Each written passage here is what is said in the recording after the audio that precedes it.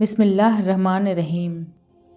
آپ کا بیٹا بس آج شام تک کا مہمان ہے، اس کا کوئی علاج نہیں۔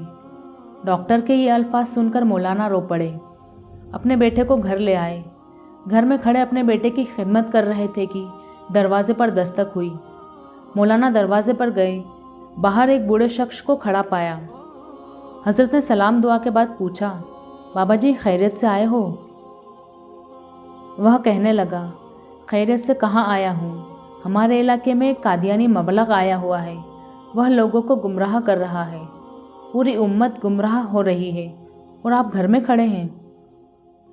مولانا نے جیسے ہی یہ بات سنی، آپ کی آنکھوں سے آنسو نکل پڑے۔ بیوی سے فرمایا، میرا بیگ کہاں ہے؟ بیوی نے بیگ اٹھا کر دیا اور آپ بیگ ہاتھ میں اٹھا کر گھر سے روانہ ہونے لگے۔ بیوی نے دامن پکڑ لیا اور کہنے لگی، مولانا آخری لمحات میں اپنے نوجوان بیٹے کو اس حالت میں چھوڑ کر جا رہے ہو؟ مولانا نے آسمان کی طرف نظریں اٹھائی اور رو کر روانہ ہونے لگے تو بیٹے نے کہا، ابا جان میں آج کا مہمان ہوں، چند لمحے تو انتظار کر لیجئے، میری روح نکل رہی ہے، مجھے اس حال میں چھوڑ کر جا رہے ہو؟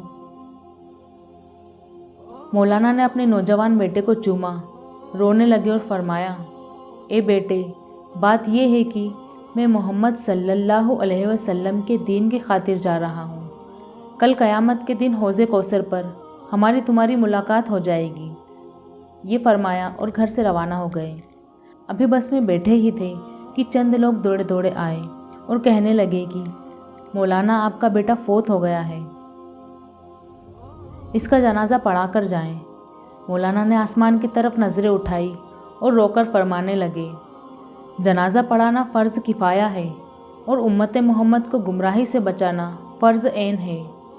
فرض عین چھوڑ کر فرض کفایہ کی طرف نہیں جا سکتا۔ پھر وہاں سے روانہ ہو گئے۔ اس علاقے میں پہنچے، اللہ تعالیٰ نے کامیابی عطا کی کہ وہ قادیانی مبلغ بھاگ گیا۔ مولانا 3 دن کے بعد گھر پہنچے۔ بیوی قدموں میں گر گئی اور رو کر کہنے لگی، مولانا جب آپ جا رہے تھے تو بیٹا آپ کی راہ دیکھتا رہا اور کہتا رہا، جب ابا جان واپس آ جائیں تو انہیں میرا سلام عرض کر دینا۔